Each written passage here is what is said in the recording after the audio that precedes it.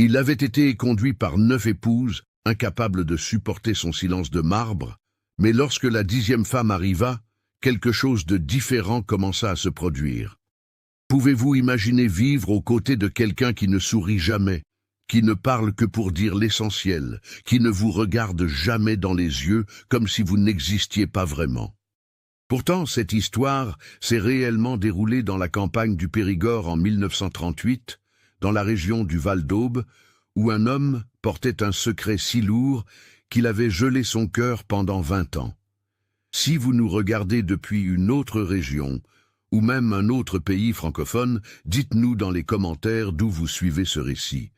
Votre participation est très importante pour nous, et nous adorons savoir que nos histoires voyagent si loin. Écrivez votre ville ci-dessous, et créons ensemble cette chaîne d'histoires qui réchauffe le cœur. La poussière s'élevait du chemin de terre battu, alors que la calèche avançait lentement entre les cerisiers sauvages en fleurs de cet après-midi de mars. Cécile Mercier tenait le rebord du siège d'une main et serrait sa petite valise en cuir de l'autre. Le soleil de l'après-midi peignait tout d'une teinte dorée. Elle avait 28 ans, des cheveux châtains retenus en un chignon qui tentait de rester strict, mais qui laissait déjà échapper quelques mèches rebelles au rythme des chaos du chemin. Ses yeux couleur noisette observaient chaque détail du paysage qui allait devenir son nouveau foyer. Au loin, le domaine de Sainte-Hélène s'étendait généreusement. Une grande bâtisse en pierre de taille sur 2 étages, de larges terrasses, un toit d'ardoise qui brillait sous le soleil. Des étables bien entretenues, des pâturages verdoyants où le bétail paissait tranquillement. Tout respirait la prospérité et l'ordre. Le père Jacques, le vieux cocher qui était allé la chercher au village, la regarda du coin de l'œil. « Vous êtes sûre de vous, ma petite dame ?» demanda-t-il d'une voix chargée d'une inquiétude sincère. Cécile tourna la tête et croisa son regard. « J'en suis sûre, » répondit-elle avec une fermeté qu'elle ne ressentait pas tout à fait à l'intérieur. Le vieil homme soupira profondément, reportant son attention sur la route. Il secoua doucement la tête avant de parler. « Vous êtes la 10e, » ajouta-t-il avec regret. « Aucune des autres n'a tenu plus de 5 mois.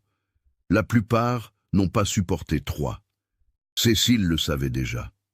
L'histoire d'Antoine Vasseur était connue dans 3 cantons à la ronde.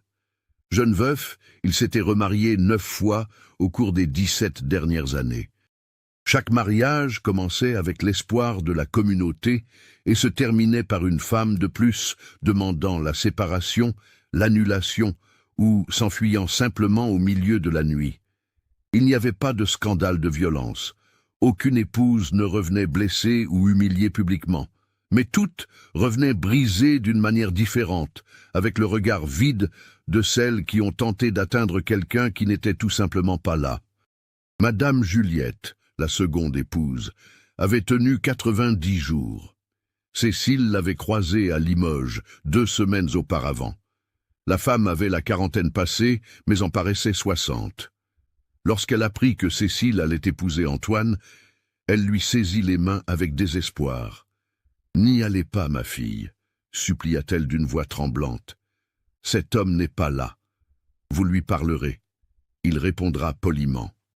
Il remplira tous ses devoirs de mari, mais vous ne le toucherez jamais vraiment. C'est comme vivre avec un fantôme bien habillé. Je suis devenue folle à force d'essayer. Je suis partie de là-bas, en me sentant plus seule que lorsque j'étais célibataire. » Mais Cécile avait vu quelque chose de différent. Elle avait rencontré Antoine 3 semaines plus tôt, lorsqu'il était venu à l'école communale engager une préceptrice pour apprendre à lire aux enfants des métayers du domaine. Elle enseignait à la petite école de Val-d'Aube depuis seulement 2 mois, arrivée de Limoges après la mort de sa tante qui l'avait élevée. Elle était seule au monde, sans famille, sans racines. Antoine entra dans la salle cet après-midi-là avec une présence qui occupa tout l'espace. Grand, les épaules larges de celui qui travaille la terre, des cheveux noirs parsemés de gris aux tempes, bien qu'il n'eût que 41 ans. Il portait des vêtements simples mais impeccables. Un pantalon de toile épaisse, une chemise blanche aux manches retroussées jusqu'au coude, un gilet marron, des bottes de cuir bien cirées. Ce qui attira l'attention de Cécile, ce ne fut pas son apparence, mais ses yeux, bruns et profonds comme la terre après l'averse, mais vides de quelque chose d'essentiel. Il regardait les choses, pas les gens. Quand il parlait, il choisissait chaque mot avec une économie précise.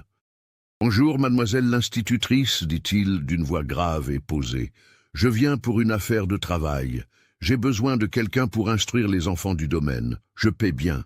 Cela vous intéresserait-il » Ce n'était pas une question. C'était une affirmation qui laissait place à un refus poli. Cécile accepta.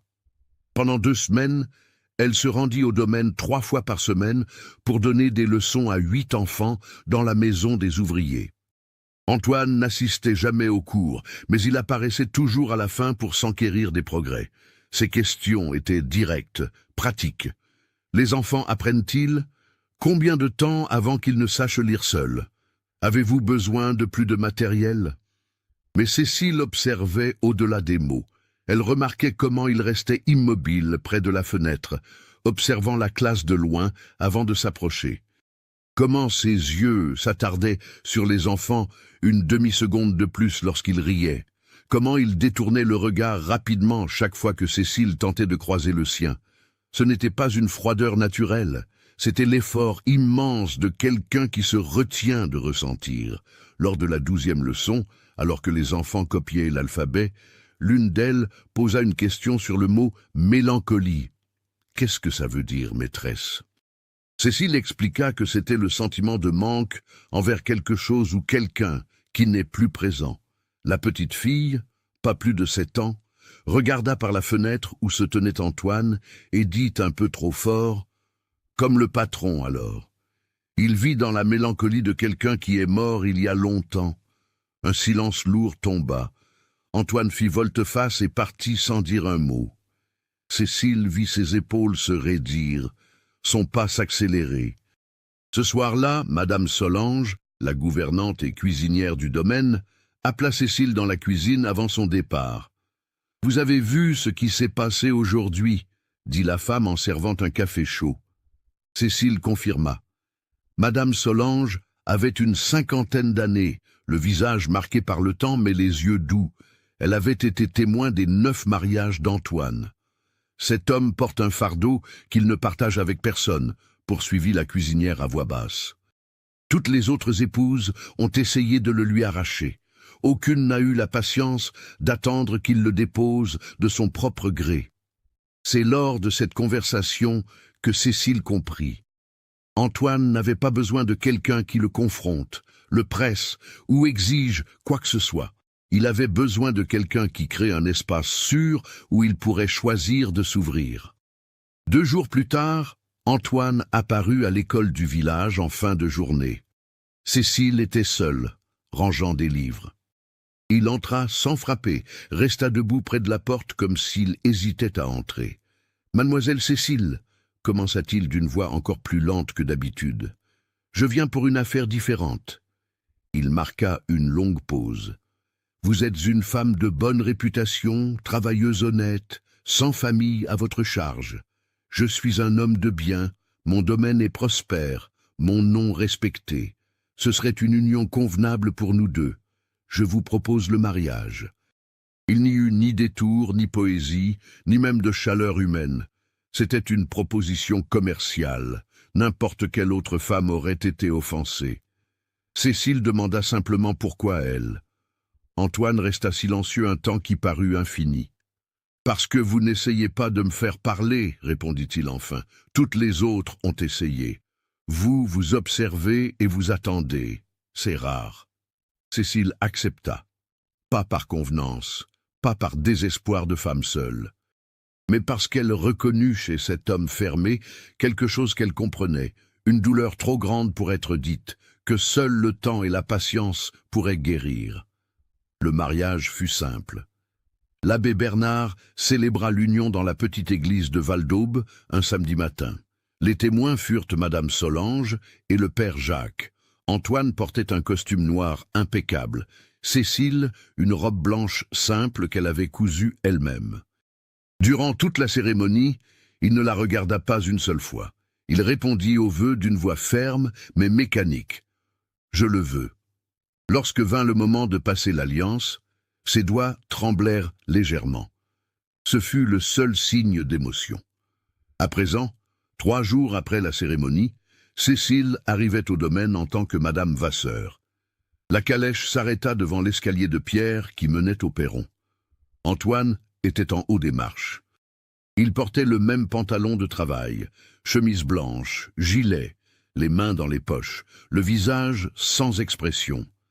Il descendit lentement, prit la valise de Cécile avec un geste poli mais distant. « Bienvenue », dit-il simplement. « Madame Solange va vous montrer vos appartements. Le dîner est servi à 19 heures. » Il tourna les talons et se dirigea vers les écuries. Cécile resta immobile, le regardant s'éloigner. Madame Solange apparut sur le perron, descendit précipitamment. « Ne faites pas attention à ses manières, ma petite, » chuchota-t-elle en prenant le bras de Cécile. « Il est comme ça avec tout le monde depuis que Madame Hélène est morte. » Cécile sentit le nom traverser l'air comme un courant électrique. Hélène. L'intérieur de la bâtisse était une surprise. De l'extérieur, elle exsudait la richesse, mais l'intérieur respirait l'abandon émotionnel. Le grand salon avait des meubles de qualité, mais couverts d'une fine couche de poussière, indiquant un ménage superficiel. De lourds rideaux bloquaient de la lumière naturelle, des murs nus sans un seul tableau. Tout ressemblait à une maison que personne n'habitait vraiment, mais que l'on occupait simplement. Madame Solange conduisit Cécile par l'escalier de bois qui craquait légèrement. Le couloir du premier étage était long, avec 4 portes de chaque côté. « Votre chambre est celle-ci », indiqua la gouvernante en ouvrant la 3e porte à droite. Cécile entra dans une pièce vaste, rangée, mais impersonnelle. Un lit double, une armoire en merisier, une coiffeuse simple, une fenêtre donnant sur les pâturages. « Et la chambre de mon mari ?» demanda Cécile en essayant de paraître naturelle. Madame Solange pointa la porte au fond du couloir. « C'est la dernière là-bas, mais il y dort rarement. Généralement, il reste dans son bureau au rez-de-chaussée à travailler jusqu'à l'aube, et il dort sur le canapé là-bas. » Cécile déballa ses quelques affaires en silence. 3 robes, du matériel de couture, des livres, quelques objets personnels. Tout en rangeant, elle observait par la fenêtre. Elle pouvait voir Antoine discuter avec les contremaîtres près de l'étable. Ses gestes étaient contenus, sa posture droite. Même de loin, sa solitude était visible comme une aura. À 19 heures pile, Cécile descendit pour le dîner. La table de la salle à manger était assez grande pour 12 personnes, mais seulement 2 couverts étaient dressés, un à chaque extrémité. Antoine était déjà assis. Il se leva par politesse quand elle entra, indiquant la chaise opposée. Madame Solange servit un rôti, des pommes de terre sautées et des haricots verts. Une nourriture copieuse et bien assaisonnée. Ils mangèrent dans un silence absolu. Cécile observait Antoine du coin de l'œil. Il coupait sa viande avec précision, mâchait lentement, ne gaspillait aucun mouvement. Il ne la regardait pas, n'engageait pas la conversation. Après 20 minutes de silence pesant, Cécile décida d'essayer. « Les enfants de la classe progressent bien », commenta-t-elle d'une voix tranquille. « La petite Bernadette arrive déjà à lire des phrases complètes. » Antoine suspendit sa fourchette en l'air une demi-seconde, acheva son mouvement en portant la nourriture à sa bouche, mâcha, avala. « C'est bien », répondit-il sans lever les yeux. « Cela signifie que l'investissement en vaut la peine. » Le silence revint. Cécile tenta une autre approche. « Le domaine est très beau. Vous avez dû travailler des années pour construire tout cela. » Antoine but une gorgée d'eau, posa son verre avec précaution. « 18 ans, dit-il seulement. Mon père m'a laissé la moitié de ses terres. J'ai étendu le reste. Ce n'était pas une conversation, c'était un rapport. » Cécile abandonna pour ce soir-là. Ils finirent de manger sans un mot de plus. Antoine se leva dès qu'il eut fini. « J'ai du travail au bureau, » informa-t-il. « Vous pouvez disposer de la maison comme vous l'entendez. Bonne nuit. » Il disparut dans le couloir. Cécile resta seule à la grande table, écoutant le silence lourd de cette maison.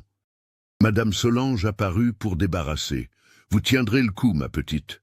demanda-t-elle avec inquiétude. Cécile sourit avec fatigue. « Je vais essayer. » Cette première nuit, Cécile s'allongea dans le lit de la chambre, qui était désormais la sienne, et fixa le plafond. D'en bas provenait le bruit étouffé de papier remué. Antoine travaillait. Il resterait probablement là jusqu'à 3 heures du matin, dormirait 2 heures sur le canapé du bureau, se réveillerait avant le soleil pour commencer la journée au champ. Une routine que Madame Solange avait décrite comme étant la sienne depuis des années. Cécile pensa aux 9 femmes qui avaient dormi dans ce même lit avant elle. Chacune était arrivée avec des attentes différentes. Certaines espérant de la romance, d'autres acceptant un mariage de raison, mais espérant au moins de la camaraderie. Toutes étaient reparties vaincues par le mur qu'Antoine avait érigé autour de lui-même. Mais Cécile ne prévoyait pas d'attaquer le mur de front. Elle prévoyait d'attendre qu'Antoine décide d'ouvrir un portail. Les premiers jours se répétèrent selon un schéma douloureux. Antoine se levait avant l'aube, partait au champ, sans prendre de petit déjeuner. Cécile se réveillait, prenait son café seul servi par Madame Solange, puis occupait ses matinées à explorer la maison. À midi, Antoine revenait pour un déjeuner rapide et silencieux. L'après-midi, il restait au bureau pour la paperasse. Dîner à 19 heures, toujours à la même grande table, toujours dans le même silence pesant. Après qu'il se fût enfermé dans son bureau, Cécile montait dans sa chambre et écoutait l'horloge sonner les heures en essayant de dormir. Au 5e jour de mariage, Cécile commença à agir, pas par la confrontation, mais par une présence douce. Le matin, elle se réveilla plus tôt. Elle descendit et prépara le café elle-même avant l'arrivée de Madame Solange. Quand Antoine passa par la cuisine, en direction de la porte, elle était là, une tasse fumante tendue vers lui. « Pour emporter, dit-elle avec simplicité. La journée va être longue au soleil. » Antoine s'arrêta. Il regarda la tasse, la regarda elle, puis la tasse à nouveau. Il hésita. Il accepta d'un mouvement rapide. « Merci, dit-il d'une voix encore rigide, mais avec une infime fissure de surprise. Il but le café en 3 gorgées, rendit la tasse et sortit.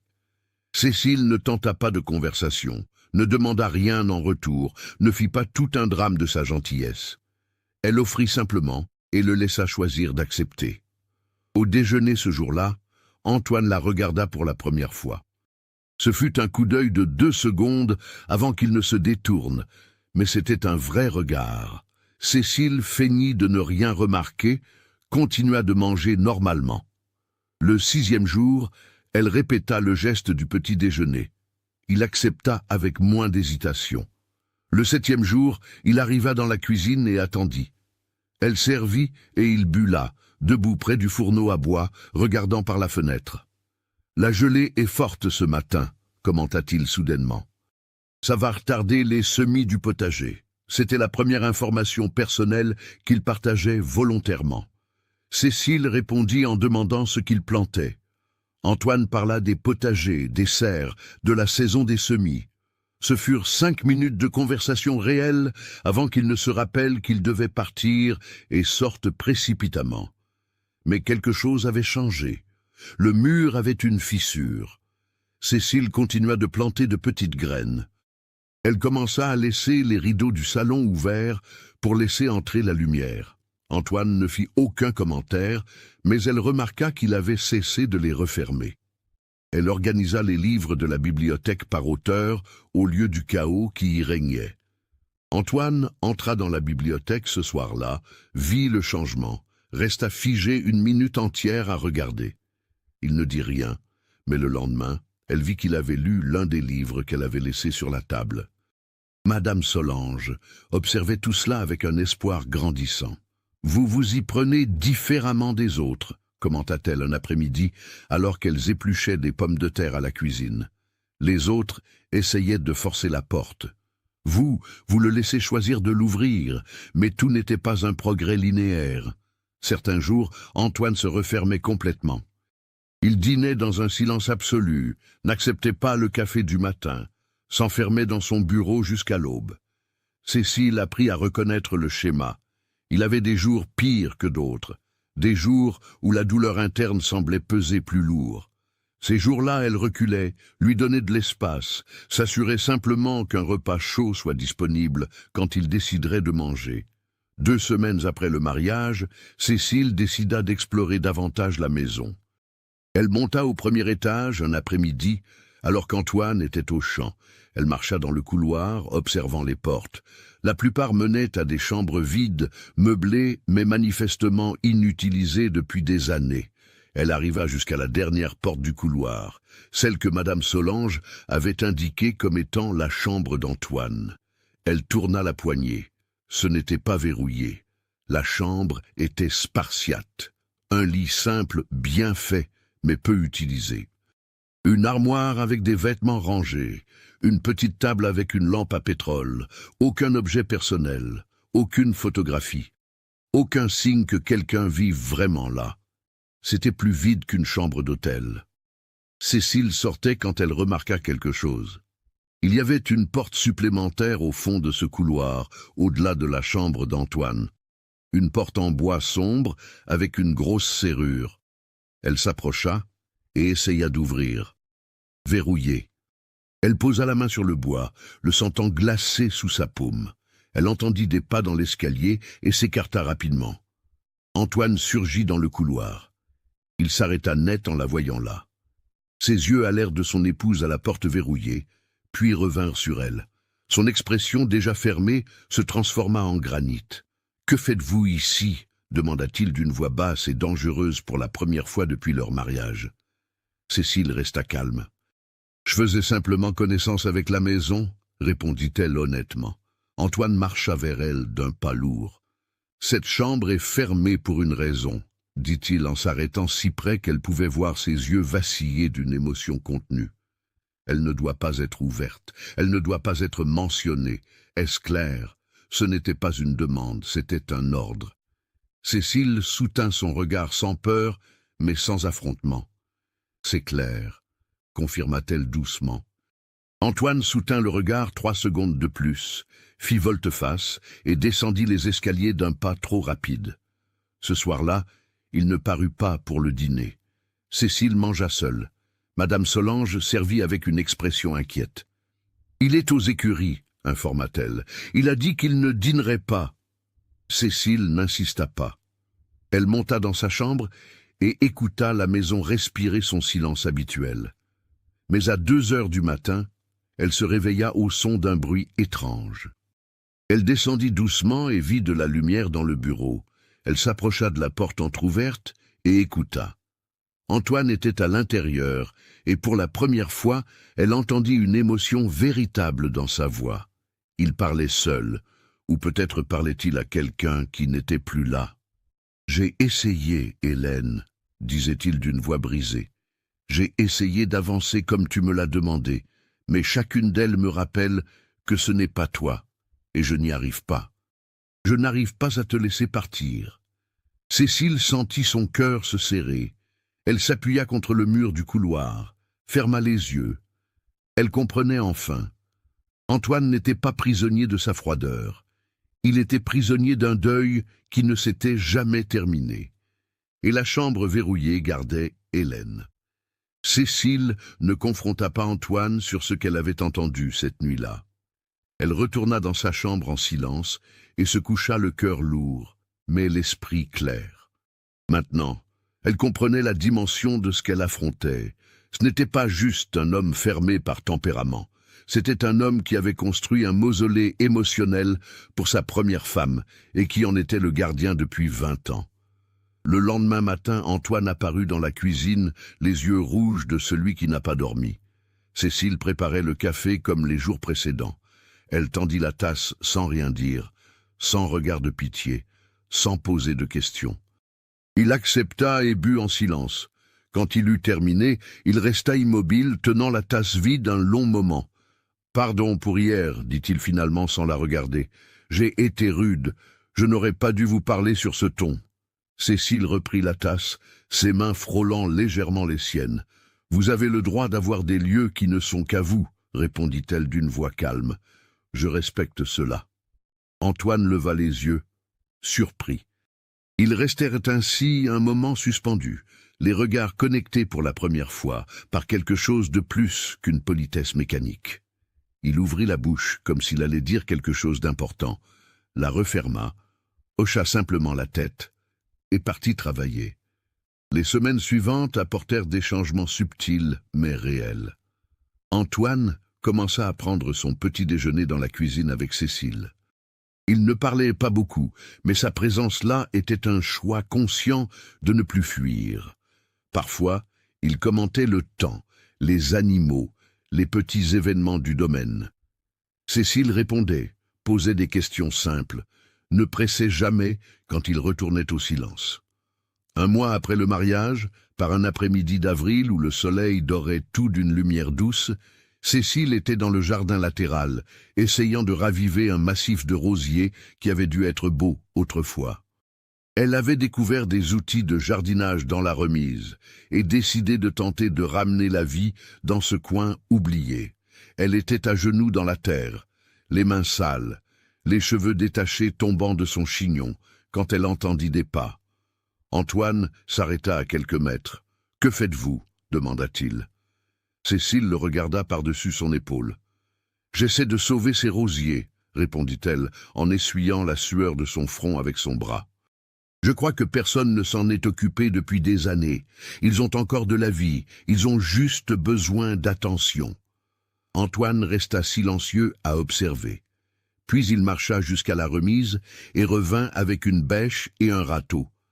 Il s'agenouilla à côté d'elle et commença à creuser la terre durcie autour des racines. Cécile le regarda avec surprise. Il ne croisa pas son regard, mais expliqua d'une voix basse « Hélène a planté ses roses. Elle disait que la rose était la plante de l'espoir parce que même quand elle semble morte en hiver, elle refleurit toujours. » C'était la première fois qu'il mentionnait son nom de son propre chef devant Cécile. Le nom tomba dans l'air comme une confession. Cécile n'en fit pas grand cas. Elle continua simplement de creuser à ses côtés. « Elles refleuriront, » dit-elle avec une certitude tranquille. « Elles ont juste besoin de patience. » Ils travaillèrent côte à côte, jusqu'à ce que le soleil commence à descendre. Antoine montra où se trouvait le meilleur terreau, comment identifier les racines encore vivantes, quels rameaux tailler. Ses mains, grandes et calleuses, travaillaient la terre avec une délicatesse surprenante. Cécile réalisa que c'était sacré pour lui. Il ne s'occupait pas seulement de plantes, il s'occupait d'un souvenir. Quand ils terminèrent, ils avaient les mains et les vêtements maculés de terre. Antoine regarda Cécile et quelque chose d'inédit se produisit. Une ébauche minuscule de sourire toucha le coin de sa bouche une demi-seconde avant de disparaître. « Vous avez de la terre sur le visage, » dit-il. Cécile rit, tenta de nettoyer avec le dos de la main et ne fit probablement qu'aggraver la chose. Antoine fit un pas en avant, hésita, puis leva la main et essuya la trace de terre sur la joue de Cécile avec son pouce. Le contact ne dura qu'un instant, mais sembla brûler. Il recula rapidement comme s'il avait touché une braise.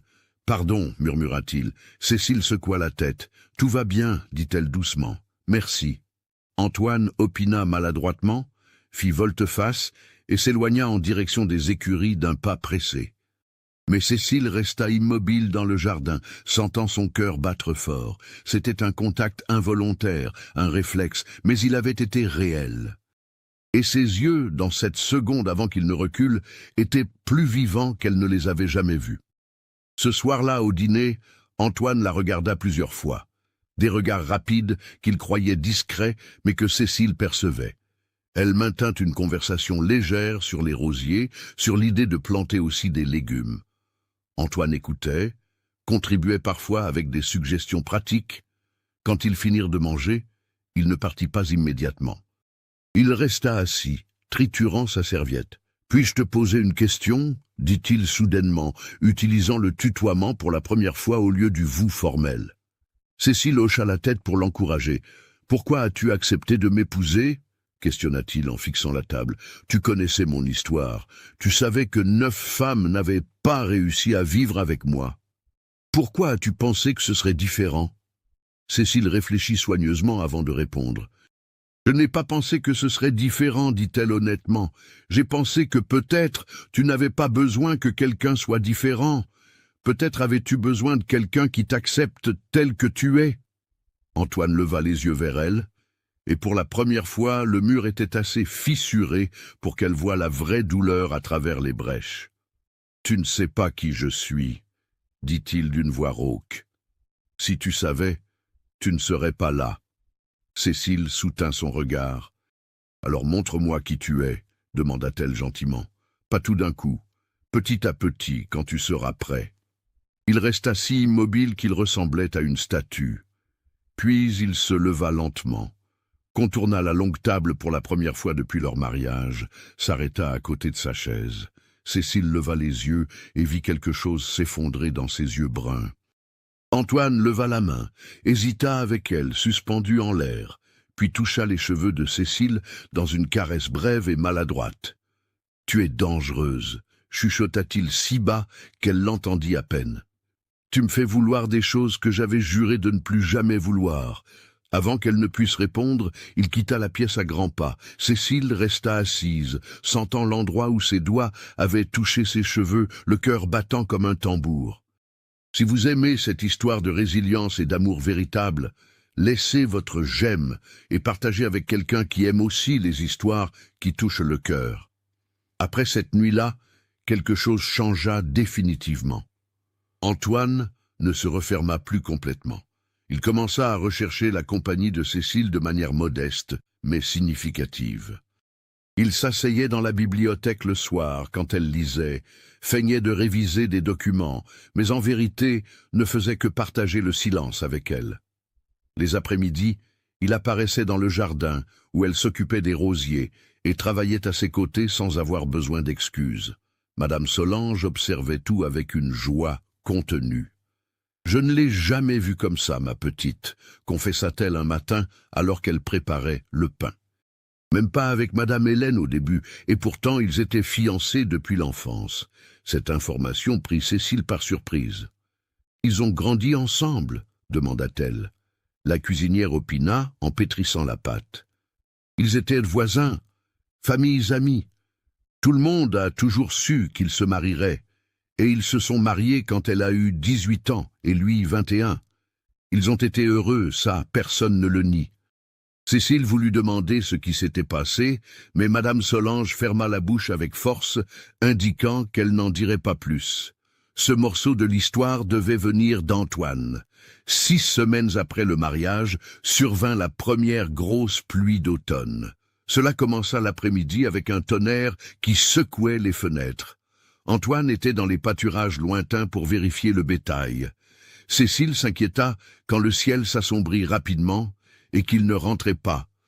Elle prit une vieille cape de pluie et sortit le chercher malgré les protestations de Madame Solange. La pluie tombait comme un rideau lourd. Cécile suivit le sentier en direction du pâturage nord, trempée en quelques minutes malgré la cape. Elle trouva Antoine près de l'enclos des veaux, essayant de réparer une barrière cassée avant que les bêtes ne s'enfuient. Il était complètement trempé, les cheveux collés au front, la chemise plaquée au corps. « Qu'est-ce que tu fais là ?» cria-t-il pour couvrir le bruit de la pluie quand il la vit. « C'est dangereux, rentre à la maison !» Cécile l'ignora et alla l'aider à tenir la barrière pendant qu'il martelait des clous. Ils travaillèrent ensemble pendant 20 minutes jusqu'à réussir à fixer le bois suffisamment bien. Quand ils terminèrent, ils étaient tous deux trempés et tremblants de froid. Antoine lui prit la main et tira. « Viens, il y a une grange tout près. » Ils coururent sous la pluie jusqu'à une petite construction en bois utilisée pour stocker les outils et le foin. Ils entrèrent hors d'haleine. Le bruit de la pluie sur le toit de zinc était assourdissant. Antoine ferma la porte et ils restèrent là, dégoulinant sur le sol de terre battue. « Tu es folle d'être venue me chercher dans cette tempête, » dit-il, mais il y avait de la chaleur dans sa voix, pas de réel reproche. Cécile retira sa cape trempée. « Tu es fou aussi d'être resté dehors. » Antoine passa la main dans ses cheveux pour en chasser l'eau. « Une vieille entêtement, » admit-il. « Je n'aime pas laisser le travail à moitié fait. » Un éclair illumina l'intérieur de la grange, suivi d'un tonnerre qui fit sursauter Cécile. Antoine fit instinctivement un pas en avant et lui saisit les bras. « Tout va bien ?» dit-il doucement. « C'est juste du bruit. » Cécile leva les yeux et rencontra les siens, très proches. La tension entre eux changea de nature. Ce n'était plus seulement de la protection, c'était une attraction trop évidente pour être ignorée. Antoine lâcha ses bras lentement, mais ne s'éloigna pas. Ils restèrent immobiles ainsi, séparés par quelques centimètres, leur souffle visible dans l'air froid de la grange. « Tu trembles » observa-t-il. Cécile ne savait pas si c'était à cause du froid ou de sa proximité. « Toi aussi » répondit-elle. Antoine retira l'épaisse veste de cuir qu'il portait par-dessus sa chemise mouillée et la posa sur les épaules de Cécile. La veste sentait la pluie, la terre et quelque chose qui n'était qu'à lui. Antoine laissa ses mains sur ses épaules, un moment trop long pour être anodin. Ses yeux descendirent vers les lèvres de Cécile et y restèrent. Le monde entier se réduisit à cette grange, à cette pluie, à cet instant suspendu. Il inclina la tête de quelques millimètres vers elle. Cécile cessa de respirer, mais au dernier instant, Antoine ferma les yeux avec force et recula. « Pardon, dit-il d'une voix rauque, je ne peux pas, ce n'est pas juste pour toi. » Il tourna le dos, marcha jusqu'à la petite fenêtre de la grange, resta à regarder la pluie, les épaules tendues. Cécile attendit que son cœur ralentisse avant de parler. « Pourquoi ce n'est pas juste ?» demanda-t-elle doucement. Antoine appuya son front contre la vitre embuée. « Parce que je ne peux pas te donner tout de moi, » répondit-il d'une voix pleine de douleur. « Une partie de moi est encore prisonnière du passé, et tu mérites quelqu'un d'entier. » Cécile marcha jusqu'à se tenir à ses côtés. Ils regardèrent la pluie ensemble maintenant. « Je n'ai pas besoin que tu sois entier, » dit-elle avec une fermeté douce. « J'ai juste besoin que tu sois honnête avec moi. Parle-moi d'elle, Antoine. Parle-moi d'Hélène. » Le nom tomba entre eux comme une pierre dans un puits profond. Antoine resta si calme que Cécile crut qu'il n'allait pas répondre. Mais alors, d'une voix basse presque étouffée par la pluie sur le toit, il commença à parler. « J'ai connu Hélène quand j'avais 7 ans, et elle 5. Nos familles étaient amies. On a grandi en jouant ensemble, en étudiant ensemble. Quand j'ai eu 15 ans, je savais déjà que j'allais l'épouser. Nos parents approuvaient, nous nous aimions. C'était le chemin naturel. On s'est mariés quand elle a eu 18 ans. J'en avais 21. » Il marqua une longue pause, la respiration lourde. « Ce furent les 3 années les plus heureuses de ma vie. Hélène était la lumière pure, elle riait de tout, voyait la beauté là où les autres ne voyaient que du labeur. C'est elle qui a planté les rosiers, qui a décoré cette maison, qui a transformé ce domaine en foyer. » Cécile attendit, sentant que la partie difficile arrivait. Antoine continua, chaque mot semblant être arraché de force. « Quand elle a eu 21 ans, elle est tombée enceinte. Nous étions si heureux. Hélène voulait une fille, je voulais un garçon. Mais au fond, peu importait. Nous allions être une famille complète. Mais la grossesse a été difficile dès le début. Elle avait des nausées terribles, de la faiblesse, des douleurs. Le médecin du village disait que c'était normal, que ça passerait. Ça n'est pas passé. » Sa voix devint plus basse. Au 7e mois, elle a commencé à saigner. On a appelé le médecin, mais il était dans une autre commune pour une urgence. Il y avait une sage-femme au village, mais Hélène perdait son sang trop vite. Je l'ai mise dans la calèche et je suis parti au galop vers la ville voisine où il y avait un hôpital. C'était à 2 heures de route. Antoine s'arrêta, les mains serrées en poing. Elle est morte dans mes bras à 1 demi-heure de l'arrivée. Elle me tenait la main et me faisait promettre que j'allais continuer, que j'allais retrouver le bonheur, que j'allais vivre pour nous deux. J'ai promis juste pour la calmer. Et puis elle a fermé les yeux et ne les a plus rouverts. Le bébé est mort aussi, ma fille. Elle n'a même pas respiré. » Cécile sentit les larmes lui brûler les yeux. Elle posa doucement la main sur son bras. Antoine ne sembla même pas le remarquer, perdu dans sa mémoire. « J'ai ramené Hélène, je l'ai enterrée avec notre fille dans le cimetière familial du domaine. J'ai verrouillé sa chambre telle qu'elle était. Je n'ai laissé personne toucher à rien. et j'ai juré que je n'aimerais plus jamais personne comme ça, parce qu'aimer de cette façon, quand on perd l'autre, ça vous arrache des morceaux qui ne repoussent pas. Mais tu t'es remarié, rappela gentiment Cécile. 9 fois. Antoine lâcha un rire amer, sans humour. Par pression, par solitude, par l'espoir idiot que peut-être je réussirais à ressentir quelque chose. Madame Juliette, c'était 2 ans après la mort d'Hélène. Sa famille trouvait que c'était une bonne affaire. Ma famille trouvait que je devais avancer. J'ai essayé. J'ai été poli. J'ai rempli mes devoirs de mari. Mais je n'ai jamais réussi à m'ouvrir vraiment. Elle a compris qu'elle vivait avec une coquille vide. Elle est partie. Les autres n'ont été que des variations de la même erreur. Et moi, demanda Cécile tout bas, je suis une erreur de plus? Antoine se tourna enfin vers elle, et ses yeux étaient humides. Non, dit-il avec une intensité qui la surprit. Tu es différente. Tu m'effraies parce que tu me donnes envie de rompre mon serment. Tu me donnes envie d'essayer à nouveau pour de bon. Et j'ai une peur bleue que si je te laisse entrer complètement, je vais te perdre toi aussi. Et cette fois, je ne survivrai pas. Cécile prit son visage entre ses mains, l'obligeant à la regarder. « Antoine, dit-elle fermement, tu ne peux pas vivre avec la peur de perdre pour toujours. Ce n'est pas une vie, c'est juste une lente attente de la mort. Hélène t'a demandé d'avancer, il est peut-être temps d'honorer cette promesse. » Ses yeux cherchèrent les siens avec un mélange de désespoir et d'espoir. « Comment ?» demanda-t-il, brisé. « Comment je lâche quelqu'un que j'aime encore ?» Cécile sourit tristement. « Tu n'as pas besoin de lâcher, » répondit-elle. « Tu as juste besoin de faire de la place pour qu'une autre personne puisse exister à côté d'elle. L'amour n'est pas un espace limité, Antoine. » Le cœur s'agrandit. Il ferma les yeux, sa respiration tremblante. Quand il les rouvrit, la décision était prise. « Viens avec moi, » dit-il en lui prenant la main. « Maintenant, avant que je change d'idée. » La pluie avait diminué pour devenir une bruine fine. Ils coururent jusqu'à la maison, entrèrent par la porte de service.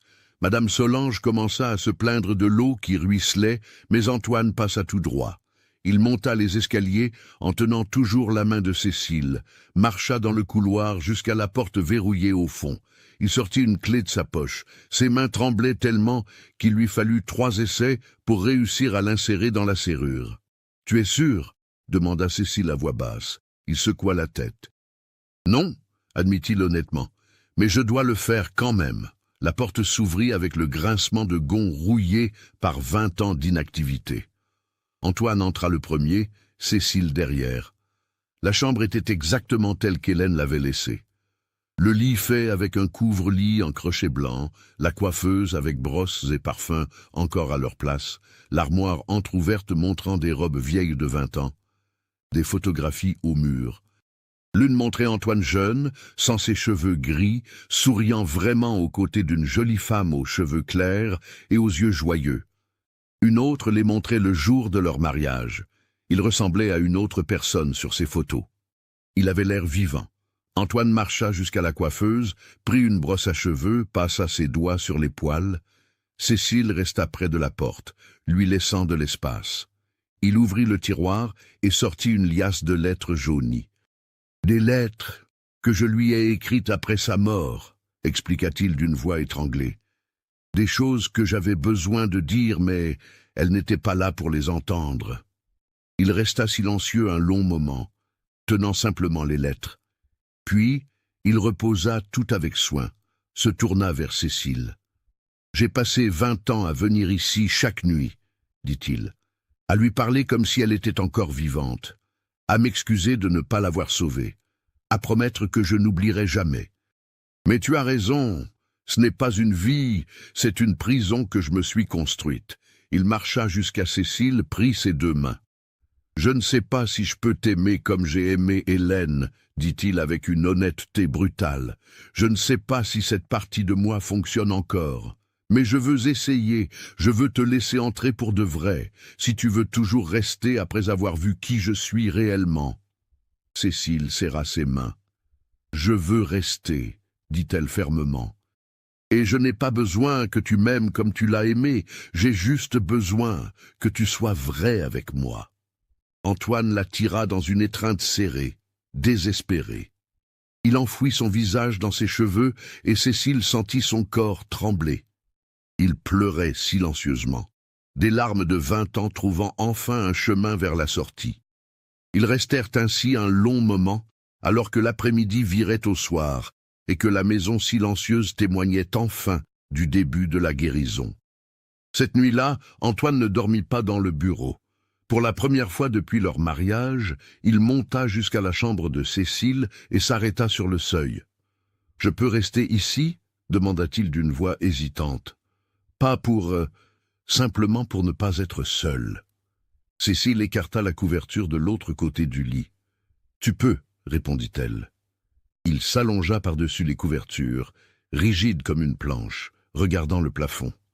Cécile s'allongea à côté de lui, attendant. Après un long silence, Antoine commença à parler. Il raconta les premières années avec Hélène, comment elle transformait tout en aventure, comment elle le faisait rire même dans les jours les plus difficiles de la gestion du domaine. Les projets qu'ils avaient pour l'avenir, les prénoms qu'ils avaient choisis pour la fille qui n'était jamais née. Sophie Hélène, elle devait s'appeler. Il parla jusqu'à ce que sa voix devienne rauque, jusqu'à ce que les mots se transforment en silence. Cécile écoutait simplement, serrant parfois sa main. Quand le sommeil le vainquit finalement vers 3 heures du matin, ce fut le premier sommeil paisible qu'Antoine eut en 20 ans. Les jours suivants apportèrent des changements visibles. Antoine commença à laisser la porte de la chambre d'Hélène ouverte. Il ne toucha à rien à l'intérieur, mais la porte ouverte était un symbole puissant. Ce n'était plus un mausolée scellé, c'était un mémorial qui pouvait être visité sans culpabilité. Madame Solange pleura quand elle vit la porte ouverte pour la première fois. « Grâce à Dieu !» chuchota-t-elle en se signant. « Je croyais que je ne verrais jamais ce jour. » Antoine commença aussi à toucher Cécile davantage. De petits gestes qui pour n'importe quel couple seraient naturels, mais qui pour eux étaient monumentaux.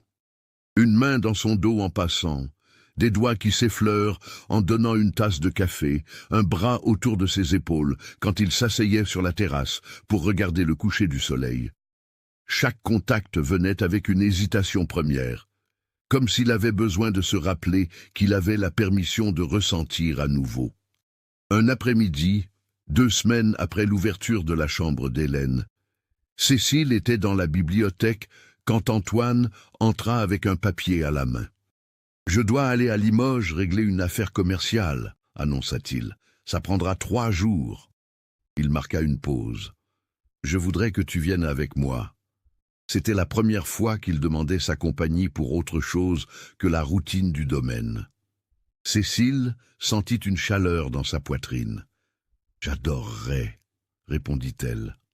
Le petit sourire qu'Antoine lui offrit en retour valut chaque minute de patience des derniers mois. Ils voyagèrent dans la calèche couverte, Madame Solange ayant emballé assez de nourriture pour une semaine. La route serpentait à travers les collines couvertes de forêts.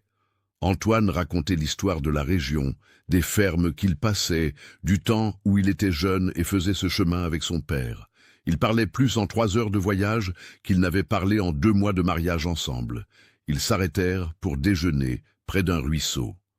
Cécile étendit une nappe sur une pierre plate et organisa le repas pendant qu'Antoine s'occupait du cheval.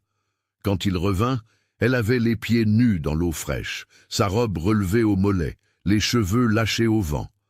Antoine s'arrêta, observant simplement avec une expression que Cécile n'arrivait pas à déchiffrer complètement. Mais il y avait là une douceur qui n'existait pas auparavant. « Tu devrais entrer aussi, » l'appela-t-elle. « L'eau est délicieuse. » Antoine secoua la tête. « Je dois garder ma dignité, » plaisanta-t-il sur un ton sérieux, mais ses yeux avaient un éclat différent. Cécile éclaboussa de l'eau dans sa direction avec le pied. « La dignité est surestimée, » provoqua-t-elle en riant.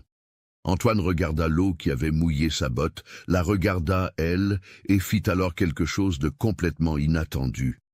Il retira ses bottes et ses chaussettes, remonta le bas de son pantalon et entra dans le ruisseau. L'eau était glacée, mais il ne recula pas. Il marcha vers Cécile avec détermination. « Maintenant, tu vas me le payer », dit-il d'une voix sérieuse mais les yeux dansants. Cécile tenta de reculer en riant, mais il fut plus rapide. Il la saisit par la taille et menaça de la jeter à l'eau. « Non, non, non !» cria-t-elle entre deux éclats de rire. Antoine la tint suspendue au-dessus de l'eau un instant, tous deux riant comme des enfants, et puis la tira de nouveau contre lui au lieu de la jeter. Ils restèrent ainsi, lui la tenant par la taille, elle les mains sur ses épaules, l'eau courant autour de leurs chevilles, la respiration accélérée par le jeu. Le rire s'éteignit doucement. Antoine la regarda avec une intensité qui fit disparaître tout ce qu'il y avait autour. Ses yeux descendirent vers ses lèvres. « Je peux t'embrasser ?» demanda-t-il d'une voix rauque. Cécile hocha la tête, le cœur battant si fort qu'elle était sûre qu'il pouvait l'entendre. Le baiser fut hésitant d'abord, comme si Antoine redécouvrait comment faire. Mais ensuite, il s'approfondit, et Cécile sentit 20 ans de solitude et de désir réprimés dans ce contact. Quand ils se séparèrent, ils tremblaient tous les deux. Antoine appuya son front contre le sien. « Merci », chuchota-t-il. « Pourquoi ?» demanda-t-elle tout bas. « Pour m'avoir rappelé ce que c'est que d'être vivant », répondit-il. Ils terminèrent le déjeuner dans un silence confortable, mais tout avait changé. Antoine lui tenait la main ouvertement maintenant. En retournant à la calèche, il l'aida à monter et vola un autre baiser rapide avant de contourner pour prendre la place du conducteur. Ils arrivèrent à Limoges, à la tombée de la nuit. Antoine avait réservé des chambres dans une pension respectable du centre. Des chambres séparées, fit-il un point d'honneur à mentionner, parce qu'il restait un gentleman malgré tout ce qui changeait entre eux. Cécile trouva cette considération touchante.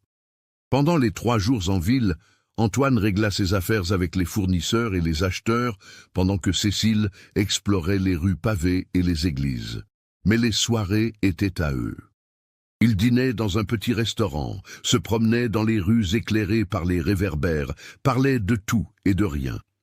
Antoine parlait des rêves qu'il avait pour le domaine, de vouloir agrandir l'élevage, de construire une meilleure école pour les enfants des ouvriers. Cécile parlait de son envie d'ouvrir une bibliothèque au village, d'enseigner non seulement aux enfants, mais aux adultes qui n'avaient jamais eu d'opportunité. La dernière nuit avant leur retour, ils étaient assis sur la petite terrasse de la pension, à observer les étoiles. Antoine tenait la main de Cécile, jouant avec ses doigts. « J'ai peur », confessa-t-il soudainement. Cécile se tourna vers lui. « De quoi ?» Il mit du temps à répondre. « Que ce soit trop beau, que je me réveille et découvre que ce n'était qu'un rêve. Ou pire, que ce soit réel, mais que je gâche tout parce que je ne sais plus comment faire. » Cécile serra sa main. « Tu fais ça très bien, » assura-t-elle. « Il n'y a pas de mauvaise façon de recommencer, Antoine. Il y a seulement essayer ou ne pas essayer. » Antoine la tira plus près, passa le bras autour d'elle. Elle appuya sa tête sur son épaule. « Je crois que je suis en train de tomber amoureux de toi, » dit-il bas, comme s'il confessait un secret dangereux. « Et ça me terrifie et me rend heureux en même temps. » Cécile sourit contre son épaule. « Moi, je suis déjà tombée, » admit-elle. « Donc tu es juste en train de me rattraper. » Antoine rit, un son riche et authentique que Cécile n'avait jamais entendu auparavant. Le plus beau son du monde. Ils revinrent au domaine changé. Le changement était visible même pour ceux qui regardaient de l'extérieur. Le père Jacques commenta qu'il n'avait jamais vu le patron sourire autant. Madame Solange déclara que les miracles existaient bien. Les nouvelles se répandirent vite dans le village. Antoine Vasseur, le veuf éternel, l'homme aux 9 épouses ratées, sortait enfin de l'ombre. Mais tout le monde ne fut pas heureux de cette transformation. Juliette, la seconde épouse, apparut au domaine un après-midi de juin. Cécile était au jardin quand elle la vit arriver, accompagnée par 2 autres femmes que Cécile reconnut de la messe comme étant Amélie et Thérèse. D'autres ex-épouses d'Antoine. Le trio arrivait avec des expressions dures. Cécile se leva, essuya la terre de ses mains sur sa jupe. « Je peux vous aider ?» demanda-t-elle polie mais prudente. Juliette fit un pas en avant. « Nous sommes venus vous parler, ma petite, » dit-elle d'une voix qui tentait de paraître maternelle mais charriait du venin. « À propos de votre mari. » Cécile maintint une posture calme. « Je vous écoute. » Thérèse, une femme maigre aux yeux perçants, croisa les bras. « Nous avons entendu dire qu'il est différent avec vous, qu'il sourit, qu'il discute, qu'il vous traite comme une vraie épouse. » Cécile ne confirma ni ne nia, elle attendit simplement. Amélie compléta avec aigreur. « Et nous voulons savoir quel sortilège vous avez utilisé, parce que nous avons tout essayé, et nous n'avons pas réussi à arracher ne serait-ce qu'un vrai regard à cet homme. » Cécile comprit alors. Ce n'était pas de l'inquiétude, c'était de l'envie et du ressentiment. « Je n'ai utilisé aucun sortilège, » répondit-elle fermement. « J'ai juste eu de la patience. » Juliette lâcha un rire amer. « De la patience. J'ai eu 3 mois de patience. J'ai supporté des nuits seules, des jours de silence, de vivre comme un fantôme dans ma propre maison. Et à la fin, il m'a demandé de partir en disant que ce n'était pas juste pour moi. » Sa voix monta. « Mais avec vous, c'est différent.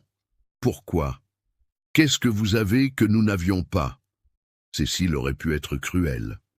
Elle aurait pu dire la vérité qu'elle ne voulait pas entendre, qu'elle n'avait peut-être pas vraiment aimé Antoine, mais seulement l'idée de lui, le domaine, la sécurité financière. Qu'elle n'avait peut-être pas vu au-delà de leur propre douleur pour voir la sienne. Mais elle ne dit rien de tout cela, elle répondit simplement avec gentillesse. « Je ne sais pas pourquoi ça a marché avec moi, peut-être que c'était le bon moment. Peut-être qu'il était prêt et qu'il ne l'était pas avant. Je n'ai pas de réponse qui va vous satisfaire. » C'est à ce moment qu'Antoine sortit de la maison. Il avait entendu des voix et venait voir. Quand il vit les 3 ex-épouses, son visage se ferma. « Qu'est-ce qui se passe ici ?» demanda-t-il d'une voix contrôlée mais tendue. Juliette se tourna vers lui avec une peine évidente. « Nous sommes venus comprendre pourquoi elle a réussi, et pas nous, » accusa-t-elle en pointant Cécile. Antoine marcha jusqu'à se tenir aux côtés de Cécile, se positionnant de manière protectrice. « Ce qui s'est passé entre chacune de vous et moi appartient au passé, » dit-il avec fermeté. « J'ai été juste avec toutes. Je n'ai pas menti. Je n'ai pas promis ce que je ne pouvais pas donner. Vous avez choisi de partir, et c'était mieux ainsi. » Thérèse fit un pas en avant avec rage. « Nous avons choisi de partir parce que tu nous faisais nous sentir invisibles, » cracha-t-elle. « Parce que se réveiller tous les jours à côté d'un homme qui ne te regarde jamais vraiment, ça arrache un morceau de l'âme. » Antoine ne nia pas. « Tu as raison, » admit-il, les surprenant toutes. « Je n'étais pas prêt. Ce n'était pas votre faute. C'était la mienne. J'étais prisonnier d'un endroit qui ne laissait de place pour personne d'autre. » Il marqua une pause. « Mais Cécile m'a aidé à en sortir. Pas par la force, pas par l'exigence, par la patience et un amour sincère. Je suis désolé si je vous ai blessé. Ce n'a jamais été mon intention, mais je ne peux pas changer le passé. Je ne peux que vivre le présent différemment. » Amélie secoua la tête, des larmes de rage dans les yeux. « Ce n'est pas juste, » murmura-t-elle. « Ce n'est pas juste qu'elle obtienne ce que nous voulions. » Antoine fit un pas en avant, la voix plus douce maintenant. « Vous ne me vouliez pas, moi, » dit-il honnête. « Vous vouliez l'idée de moi. Le domaine prospère, le nom respecté, la sécurité.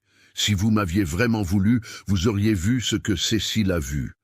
Un homme brisé qui avait besoin de temps. Et aucune de vous n'était disposée à donner ce temps sans garantie. » Le silence qui tomba était lourd de vérité. Les 3 femmes se regardèrent Antoine, puis Cécile. Leur colère se vida doucement, remplacée par une tristesse résignée. Juliette fut la première à se détourner. « J'espère que vous serez heureux, » dit-elle sans se retourner, « qu'elle n'ait pas à traverser ce que nous avons traversé. » Les 3 s'en allèrent sans un mot de plus. Cécile relâcha une respiration qu'elle ne savait pas avoir retenue. Antoine la tira dans une étreinte serrée. « Pardon, murmura-t-il. Pardon pour tout ce qui est venu avant toi. » Cécile l'étreignit en retour. « Tu n'as pas besoin de t'excuser pour le passé. Promets-moi juste l'avenir. » Il s'écarta suffisamment pour la regarder dans les yeux. « Je le promets, dit-il avec une intensité qui ne laissait aucun doute. Si cette histoire touche votre cœur, n'oubliez pas de laisser votre commentaire sur la résilience et l'amour vrai qui franchit tous les obstacles. » Après cette confrontation, Antoine fut encore plus déterminé à vivre complètement. Il commença à faire des changements visibles sur le domaine. Il fit repeindre la bâtisse dont la couleur était passée depuis des années. Il ouvrit tous les rideaux, inondant la maison de lumière.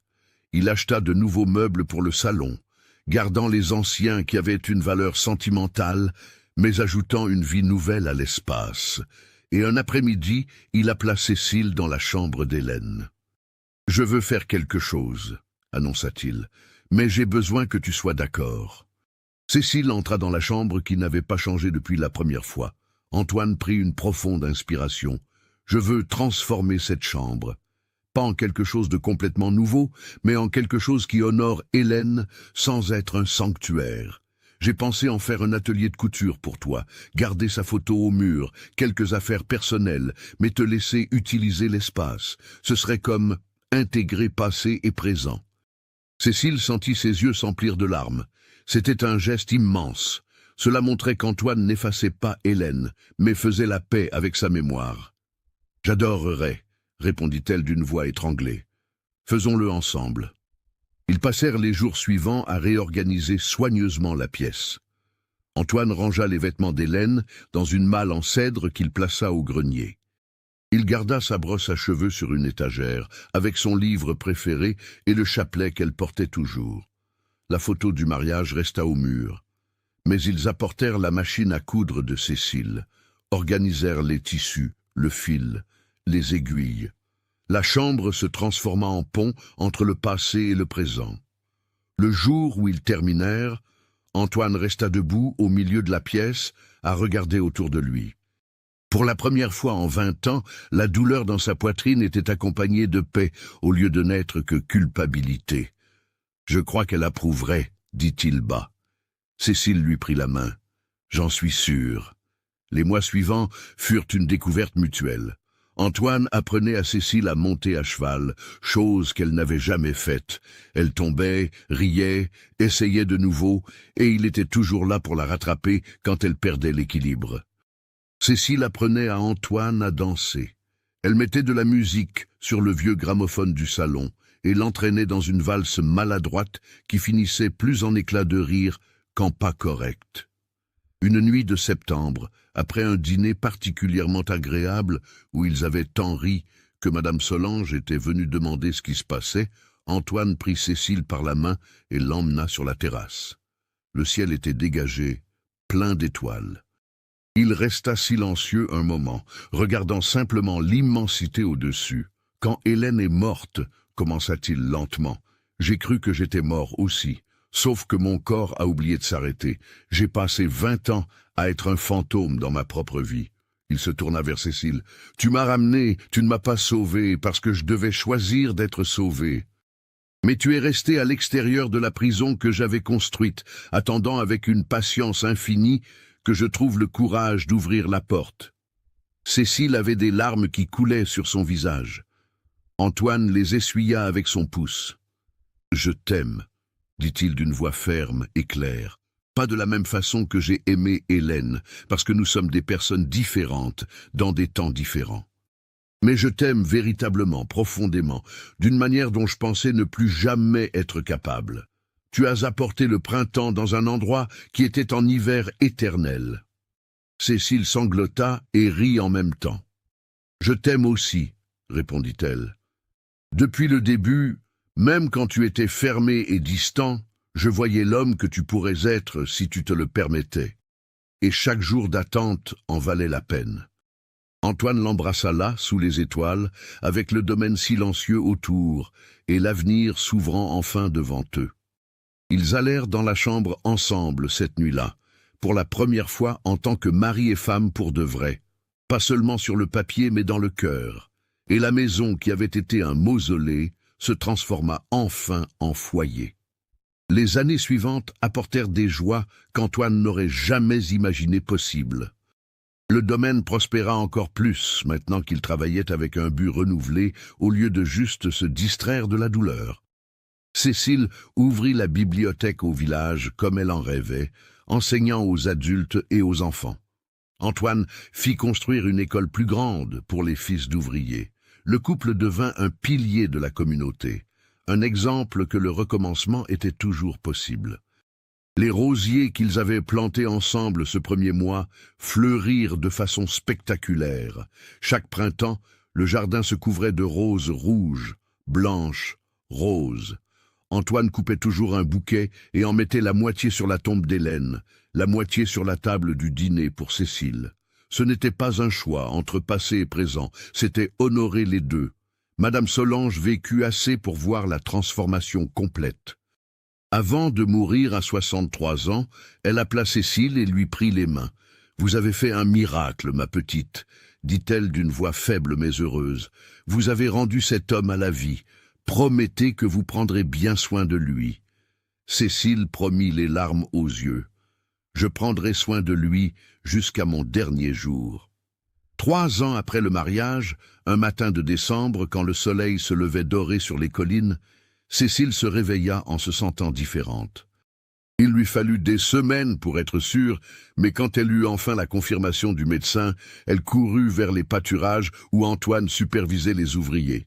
Il la vit arriver en courant et s'inquiéta. « Qu'est-ce qui se passe ?» demanda-t-il en lui tenant les bras. « Tout va bien ?» Cécile sourit, les larmes aux yeux. « Tout va plus que bien. Je suis enceinte. Nous allons avoir un bébé. » Antoine resta complètement immobile. La couleur quitta son visage. Pendant un moment terrible, Cécile crut qu'il allait s'évanouir ou s'effondrer. Mais alors, il la tira dans une étreinte si serrée qu'elle en eut presque le souffle coupé. Il tremblait de tout son corps. « J'ai peur, » chuchota-t-il contre ses cheveux. « Tellement peur de te perdre comme je l'ai perdue, elle. » Cécile s'écarta pour le regarder dans les yeux. « Tu ne vas pas me perdre, » dit-elle fermement. « La médecine est meilleure maintenant, et je suis forte. Nous allons traverser ça ensemble. » La grossesse fut surveillée de près par un médecin qui venait de Limoges, toutes les 2 semaines. Antoine était terrorisé, mais essayait de le cacher pour Cécile. Elle le remarquait, bien sûr, et lui tenait la main les nuits où il se réveillait de cauchemars. « Tout va bien, » répétait-elle, « nous allons bien aller. » Et ils allèrent bien. Un après-midi d'août de l'année suivante, après un travail long mais sans complications, naquit Gabriel Vasseur. Antoine tint son fils dans ses bras et pleura. C'étaient des larmes de joie, de soulagement, de guérison. Cécile, épuisée mais radieuse dans son lit, observait le cœur débordant. « Tu vas bien ?» demanda Antoine pour la 10e fois. « Je vais très bien, » assura-t-elle. « Viens ici, reste avec nous. » Antoine s'assit sur le lit à côté d'elle, Gabriel toujours dans les bras. Ils regardèrent le bébé dormir en paix. « Merci, » dit Antoine doucement, « de me donner une famille à nouveau, de me donner un avenir que je pensais avoir perdu pour toujours. » Les années continuèrent de se dérouler dans un bonheur qu'aucun des deux n'aurait imaginé possible. Gabriel grandit fort et en bonne santé, avec les yeux bruns de son père et le sourire gentil de sa mère. 2 ans plus tard vint Clara, puis 3 ans plus tard arriva Pierre. La maison, qui avait été silencieuse et froide pendant 2 décennies, s'emplit de rires d'enfants, de bruits de pas courants, de vie pulsant dans chaque pièce. Antoine se transforma en père dévoué et aimant. Il portait les enfants sur ses épaules à travers les champs, apprenait à Gabriel à monter à cheval, racontait des histoires à Clara avant de dormir, jouait avec Pierre dans le jardin des rosiers. Chaque moment était précieux pour lui, car il savait ce que c'était que de vivre sans cela. Un après-midi, quand Gabriel avait 7 ans, le garçon posa une question sur la photographie qui restait dans l'atelier de couture de sa mère. « C'est qui cette dame avec toi, papa ?» Antoine regarda Cécile qui hocha la tête pour l'encourager. Il s'assit avec son fils et raconta l'histoire d'Hélène. leur amour, la perte, les années difficiles. Gabriel écouta avec le sérieux d'un enfant, essayant de comprendre des choses d'adulte. « Tu es encore triste pour elle ?» demanda-t-il.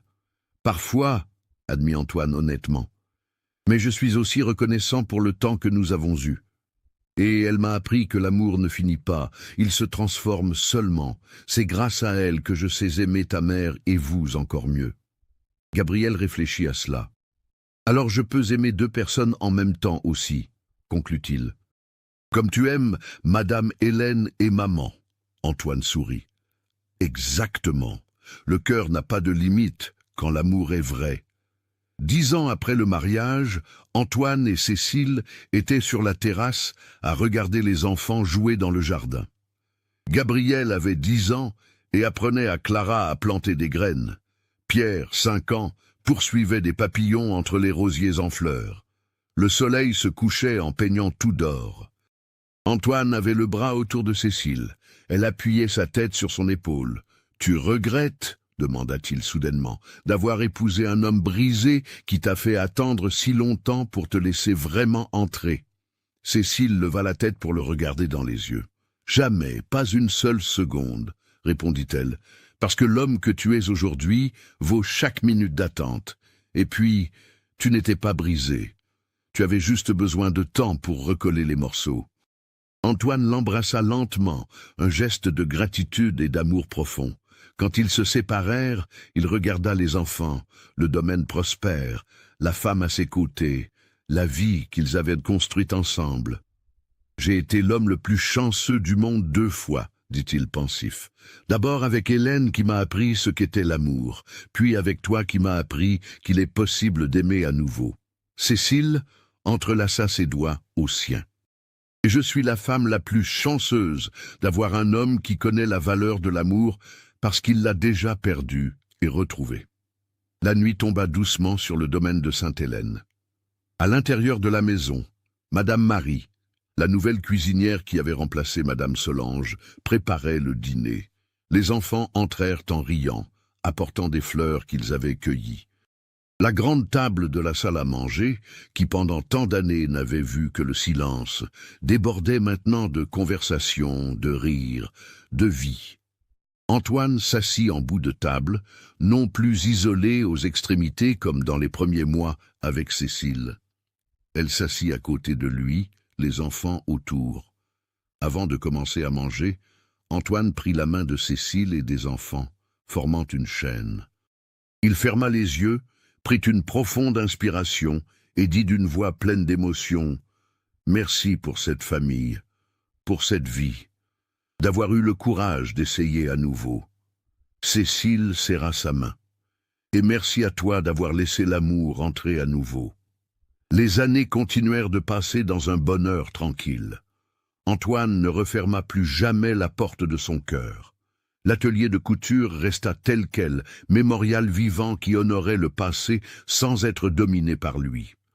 Les enfants grandirent en sachant tout d'Hélène, de l'histoire de leur père, de l'importance de la patience et de l'amour véritable que leur mère avait démontré. Gabriel devint administrateur du domaine aux côtés de son père. Clara devint institutrice comme sa mère et ouvrit une école encore plus grande au village. Pierre étudia la médecine et revint pour s'occuper de la santé de la communauté. Les 3 se marièrent et apportèrent des petits-enfants qui emplirent le domaine d'encore plus de vie. Antoine vécut jusqu'à 82 ans. Dans ses derniers jours, entouré de toute sa famille, il tint la main de Cécile, qui en avait 73, et avait toujours ses yeux couleur noisette qu'il avait conquis tant de décennies auparavant.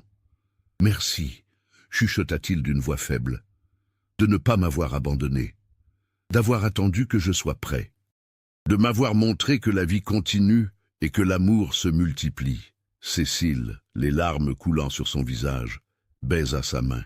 « Merci à toi d'avoir valu la peine d'attendre, de m'avoir laissé entrer, d'avoir construit cette belle vie avec moi. » Antoine ferma les yeux en paix, entouré d'amour, ayant vécu une vie pleine qu'il n'avait jamais pensé possible à nouveau après la tragédie. Il ne mourut pas prisonnier de la douleur du passé, mais libre dans l'amour du présent qu'il avait construit. Aux funérailles, le prêtre parla d'un homme qui avait tout perdu et trouvé le courage de recommencer, d'une femme qui avait eu la patience d'attendre que l'amour éclose au bon moment, d'une union qui avait montré à tous qu'il n'est jamais trop tard pour guérir, pour aimer à nouveau, pour vivre pleinement. Cécile vécut encore 12 ans après la mort d'Antoine. Elle passa ce temps entourée d'enfants, de petits-enfants et d'arrière-petits-enfants, écrivant son histoire et celle d'Antoine pour que les générations futures sachent que l'amour véritable a bien des formes, que la patience est une vertu qui conquiert l'impossible, que les cœurs brisés peuvent être recollés et battre encore plus fort. Le jour où elle mourut à 85 ans, paisible dans son sommeil, elle avait un sourire aux lèvres. Elle fut enterrée aux côtés d'Antoine, et non loin de là, la tombe d'Hélène recevait aussi des fleurs. Il n'y avait pas de compétition entre elles dans la mort, tout comme Cécile n'avait jamais été en compétition dans la vie. C'étaient deux femmes qui avaient aimé le même homme à des époques différentes, chacune laissant une marque indélébile sur son âme. Les rosiers continuèrent de fleurir chaque printemps au domaine de Sainte-Hélène. Les petits-enfants d'Antoine et Cécile maintinrent la tradition d'apporter des fleurs aux 3 tombes, et l'histoire devint une légende dans la région. L'histoire d'un homme qui fut rejeté par 9 épouses parce qu'il était trop enfermé dans sa douleur, jusqu'à ce que la 10e femme arrive avec une patience infinie et un amour sincère. Et peu à peu, conquête après conquête, regard après regard, toucher après toucher, gagne sa confiance complètement. Et à la fin, ce qui avait commencé comme un mariage de raison se transforma en le plus grand amour que la région ait jamais vu. Parce que c'était un amour construit consciemment, choisi quotidiennement, conquis avec patience et maintenu avec dévouement. C'était un amour qui vainquit la mort, le deuil, la peur et le passé. C'était un amour qui prouva que le cœur humain a une capacité infinie de recommencer quand il trouve une personne disposée à attendre le temps nécessaire. Le domaine appartient à la famille encore aujourd'hui, prospère et plein de vie. Et chaque nuit de pleine lune, disent les anciens du village, on peut entendre des rires venant du jardin des rosiers. Antoine, Hélène et Cécile, finalement tous en paix, célébrant l'amour sous toutes ses formes. Car l'amour véritable ne connaît pas la jalousie, ne connaît pas de fin. Il s'étend simplement pour inclure tous ceux qu'il a touchés. Et ainsi se termine l'histoire de l'homme qui eut le courage d'aimer à nouveau, et de la femme qui eut la patience d'attendre qu'il soit prêt. Une histoire de résilience, de pardon, de guérison et d'amour qui franchit toutes les barrières lorsqu'il est construit sur une fondation de respect, de temps et de gentillesse sincère.